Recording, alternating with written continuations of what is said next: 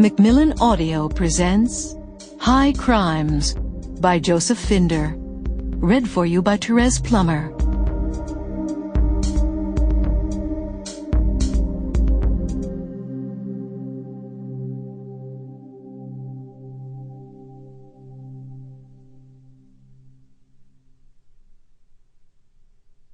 He that has eyes to see and ears to hear may convince himself that no mortal can keep a secret. If his lips are silent, he chatters with his fingertips.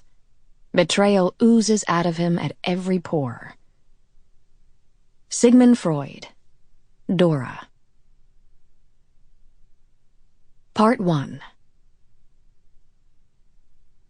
Chapter 1. At exactly 9 o'clock in the morning, Claire Heller Chapman entered the cavernous old Harvard Law School lecture hall and found a small knot of reporters lying in wait for her. There were 4 or 5 of them, one a TV cameraman hefting a bulky video cam. She'd expected this. Ever since the Lambert verdict was announced 2 days ago, she'd been fielding calls from journalists.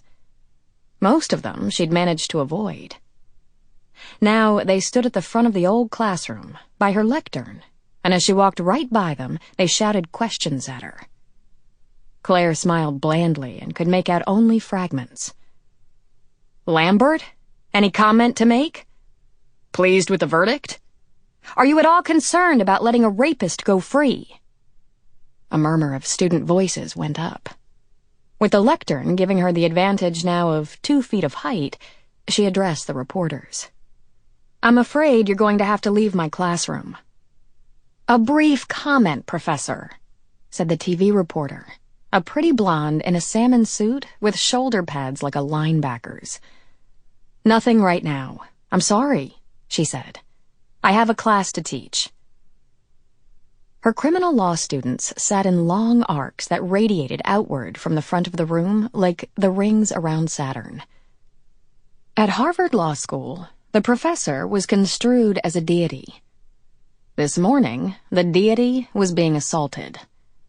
"But, Professor, a quick—" "You're trespassing, folks. Out of here. Please. Out." Muttering, they began turning around, straggling noisily up the creaky floor of the center aisle toward the exit. She turned to the class and smiled.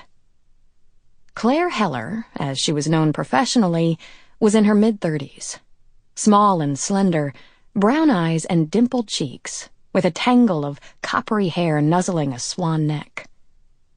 She wore a tweedy but not unstylish chocolate-brown jacket over a cream silk shell. "All right," Claire said to the class. "Last time someone asked me, 'Who's Regina?' And 'Who's Rex?'" She took a sip of water.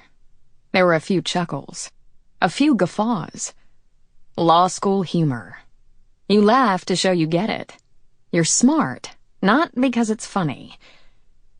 "It's Latin, folks." Another sip of water. It's all in the timing. A gradual crescendo of giggles. "English law.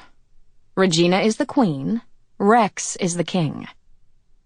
Loud, relieved laughter from the slower ones who finally got it. The best comedy audience in the world. The back door of the classroom banged shut as the last cameraman left. "All right, Terry v. Ohio. One of the last Warren Court decisions.